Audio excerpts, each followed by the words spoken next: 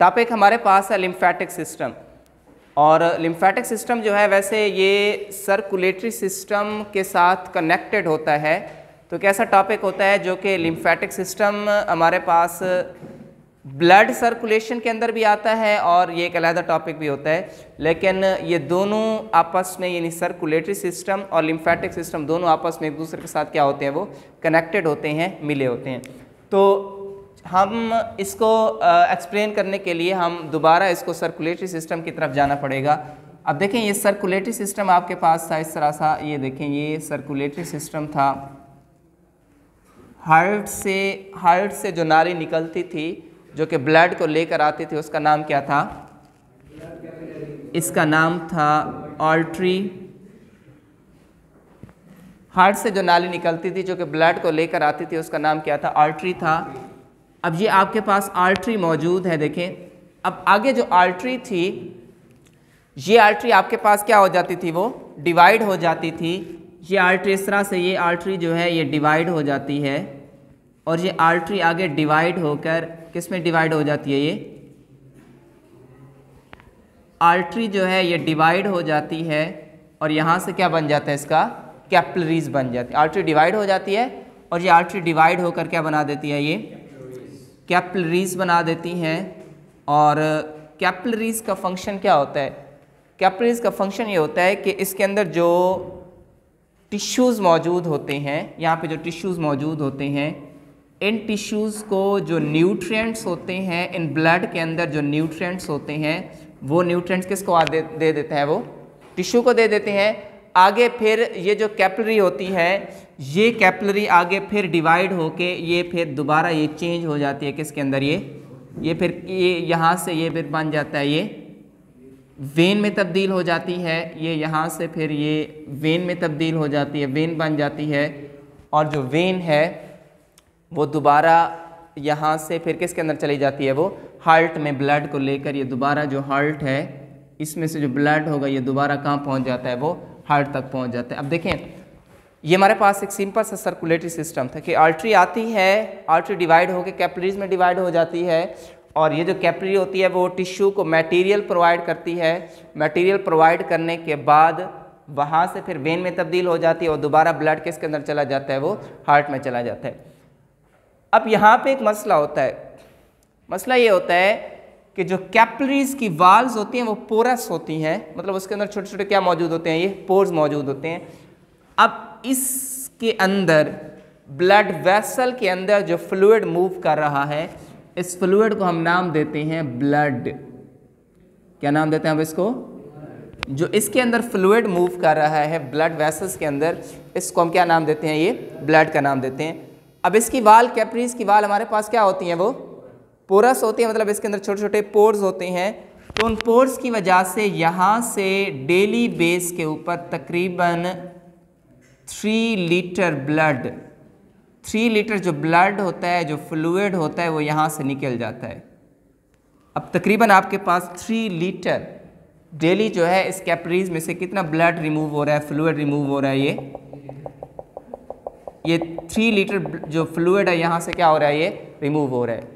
अब इसमें आप ये देखें कि आपके पास ये टिश्यूज़ मौजूद हैं, यहाँ पे ये टिश्यूज़ मौजूद हैं और ये जो फ्लूइड होता है टिश्यू के दरमियान जो स्पेस होती है, इस स्पेस को हम नाम देते हैं इंटर, और इस फ्लूइड को हम नाम देते हैं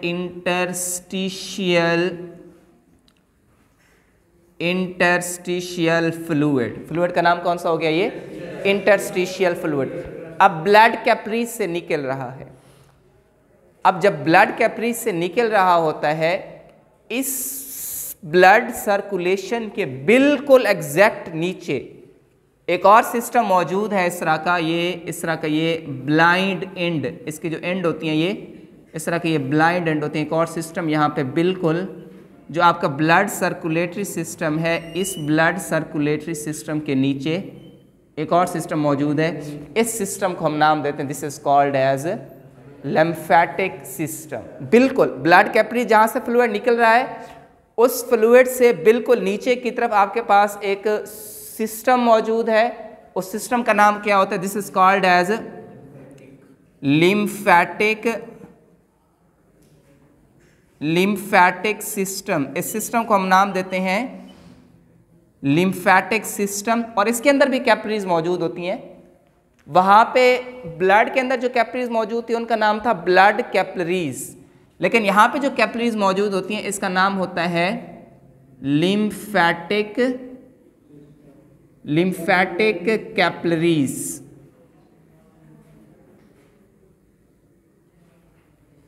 अब इसके अंदर जो फ्लूइड होगा, ये वाला जो फ्लूइड होगा, वो फ्लूइड जो होगा वो किसके अंदर आ जाएगा, वो इस लिम्फेटिक कैपिलरीज में आ जाएगा। अब वो फ्लूइड जब ब्लड वेसल्स के अंदर मौजूद था उसका नाम था ब्लड, वो जब बाहर आ गया उसका नाम क्या था, इंटरस्टिशियल फ्लूइड। जब लिम्फेटिक कैपिलरीज में आ जाएगा तो इसको हम क्या कहेंगे, ये this is called as lymph. तो चीज एक ही है लेकिन उसके नाम क्या होते जा रहे हैं, वो ब्लड, इंटरस्टिशियल फ्लूइड और आगे हमारे पास क्या है, ये लिम्फ है। तो ये हमारे पास ये यहाँ पे क्या हो गया, ये लिम्फ हो गया। अब ये जो डक्ट जा रही है, साथ साथ में हम इसका फंक्शन देखते जाते हैं, लिम्फेटिक सिस्टम का फंक्शन क्या होता है। अब पहला फंक्शन यहाँ पे कौन सा होता है कि एक ऐसा सिस्टम होता है जो कि सर्कुलेटरी सिस्टम हो गया, और जो लिम्फेटिक सिस्टम है इसके दरमियान एक कनेक्शन का काम करता है। जो वहाँ से फ्लूइड रिमूव होता है उसको दोबारा जो है वो किसके अंदर भेज देता है, वो दोबारा जो ब्लड सर्कुलेशन है उसके अंदर क्या कर देता है, वो रिटर्न कर देता है। तो एक इसका फंक्शन ये हो गया। अब यहाँ से लिम्फ है, यहाँ से लिम्फ मूव करेगा और इस नाली का नाम होगा, ये जो नाली जा रही है लिम्फेटिक सिस्टम, इसको हम नाम देंगे लिम्फेटिक वेसल। ये हमारे पास कौन सी डक्ट होगी, लिम्फ कैपिलरीज। उसके बाद आगे जब डक्ट जाएगी उसका नाम क्या होगा, लिम्फेटिक वेसल। अब ये लिम्फेटिक वेसल जब आगे की तरफ इस तरह से जा रही है, इस तरह से ये आगे की तरफ जा रही है, तो यहाँ पे इसके मौजूद होते हैं लिम्फेटिक नोड। यहाँ पे मौजूद है लिम्फेटिक नोड,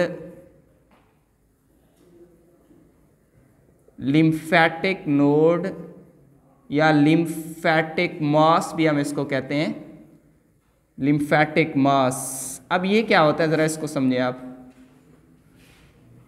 लिम्फेटिक नोड्स या लिम्फेटिक मास क्या होता है, आपके टॉन्सल्स हो गए, टॉन्सल ये लिम्फेटिक नोड्स होते हैं, और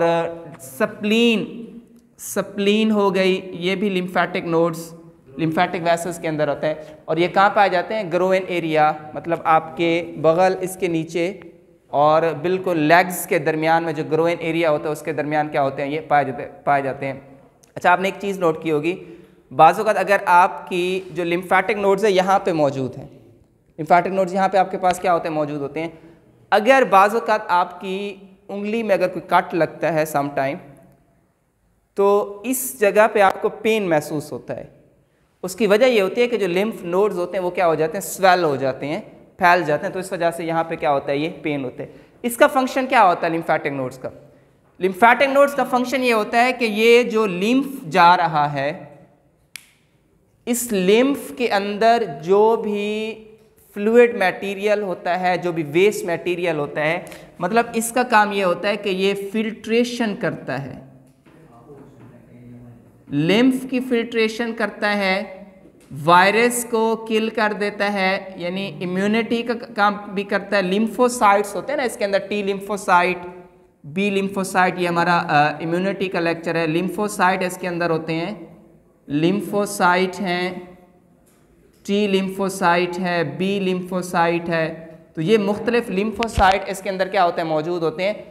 अब लिम्फ नोड्स का काम ये हो गया, एक तो जो लिम्फ आ रहा है उस लिम्फ को क्या करेगा, फिल्टर करेगा, और उस लिम्फ के अंदर जितने भी इम्प्योरिटीज़ होंगी उसको ख़त्म करेगा।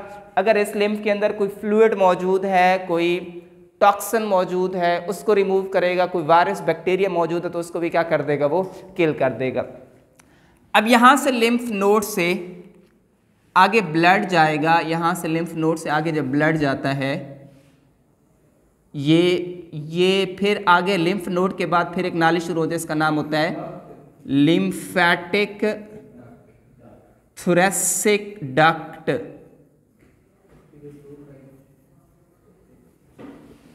लिम्फेटिक थोरेसिक डक्ट, एक इफरेंट होता है और दूसरा क्या होता है, ये इफरेंट। क्या डिफरेंस होता है इसमें?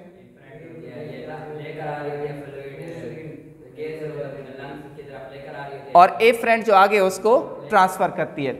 अब यहां से देखें, इसके साथ साथ बिल्कुल आपके साथ चलें, ये लिम्फेटिक थोरेसिक डक्ट हो गई। इस लिम्फेटिक थोरेसिक डक्ट के साथ साथ यहाँ पे ये मौजूद होती है इस तरह की, ये फिर इंटर हो जाती है इसके अंदर, और ये फिर इंटर हो जाती है डायरेक्ट, ये हार्ट में चली जाती है ये। और इस नाली का नाम होता है, इसको हम नाम देते हैं सब क्लेवन वेन, सब क्लेवन वेन इसको हम कहते हैं। तो यहाँ से जो फ्लूइड होता है, ये फ्लूइड सब क्लेवन वेन, यानी यहाँ से जो फ्लूइड होता है दोबारा ये हार्ट में जो निकला था ब्लड से, हमारे पास जो ब्लड कैपिलरी से क्या हुआ था वो रिमूव हुआ था, वो दोबारा हार्ट में क्या हो जाता है, वो रिटर्न बैक हो जाता है। तो इसकी समरी सुने बेटा, समरी आपके पास ये होती है कि लिम्फेटिक सिस्टम, सर्कुलेट सिस्टम से 3 लीटर फ्लूइड निकल जाता है, वो लिम्फ कैपिलरीज में आ जाता है, लिम्फ कैपिलरी से फिर लिम्फ वैसल में जाता है, फिर किस में जाता है, वो लिम्फ नोड्स में जाता है, वहाँ पे वो फिल्टर होता है, जरासीम को मारा जाता है। उसके बाद फिर ये लिम्फेटिक थोरेसिक डक्ट और लिम्फेटिक थोरेसिक डक्ट्स के ज़रिए फिर सब क्लेवन वेन के ज़रिए दोबारा ये हार्ट में क्या हो जाता है, ये वापस चला जाता है। यस, क्या होता है, शोल्डर वेन, और उसी के अंदर ये सब क्लेवन वेन दोबारा जो होते हैं ये दोबारा हार्ट में इसको क्या कर देती है, वो रिटर्न बैक कर देती है। एक और इसका लास्ट में एक फंक्शन होता है और वो होता है डाइजेस्टिव सिस्टम के अंदर। डाइजेस्टिव सिस्टम के अंदर आपने देखा था कि जो स्मॉल इंटेस्टाइन होती है, ये आपके पास स्मॉल इंटेस्टाइन है, स्मॉल इंटेस्टाइन के अंदर एक स्ट्रक्चर मौजूद होता है, फिंगर लाइक प्रोजेक्शन होते हैं, इसको आपने किसका नाम दिया था, ये विलाई, विला से इसको हम कहते हैं। अब स्मॉल इंटेस्टाइन के अंदर हम जो खुराक खाते हैं उसके अंदर फैट्स मौजूद होते हैं, फैट्स मौजूद होते हैं, और ये जो फैट्स होते हैं ये डायरेक्ट ब्लड में नहीं जा सकते।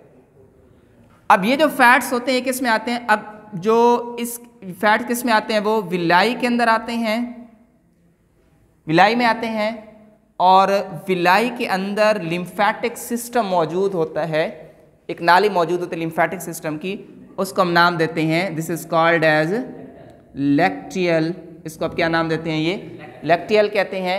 और जो फैट्स मौजूद है वो फैट किस में आ जाता है, वो लैक्टियल में आ जाएगा, और लैक्टियल में आके दोबारा आप ये देखें, ये आपके पास ब्लड सर्कुलेटरी सिस्टम है, ये आपके पास ब्लड सर्कुलेटरी सिस्टम है। तो लैक्टियल के बाद दोबारा जो होगा वो किस में अंदर आ जाएगा, ये लैक्टियल में आएगा, और लैक्टियल के बाद दोबारा किस में, वो ब्लड सर्कुलेटरी सिस्टम में क्या हो जाता है, वो शामिल हो जाता है। यानी अगर हम आप के सामने डायग्राम कुछ इस तरह से बनाएं, ये अगर हम इस तरह से बनाएं डायग्राम को, आप ये देखें, ये स्मॉल इंटेस्टाइन हो गई, थोड़ा सा यहाँ पे फोकस करें नीचे इधर, ये हमारे पास क्या हो गई, स्मॉल इंटेस्टाइन हो गई।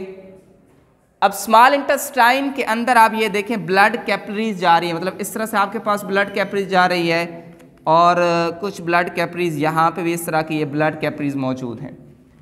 इस ब्लड कैपिलरीज के अंदर की तरफ क्या मौजूद है, यहाँ पे ये आपके पास यहाँ पे क्या मौजूद है, ये दिस इज लैक्टियल, क्या है ये आपके पास, ये लैक्टियल की नाली है। आप ये देखें, ये आपके पास होता है लैक्टियल है, ये मौजूद है लैक्टियल।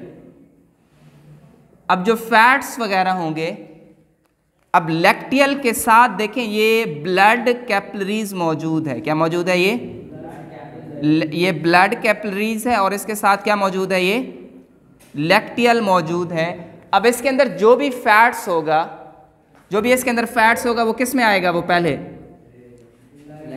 लैक्टियल में आएगा, और लैक्टियल के बाद फिर किसके अंदर चला जाएगा, वो ब्लड सर्कुलेटरी सिस्टम में इस तरह से हमारे पास क्या हो जाता है, वो शामिल हो जाता है। तो इस तरह से आपके पास जो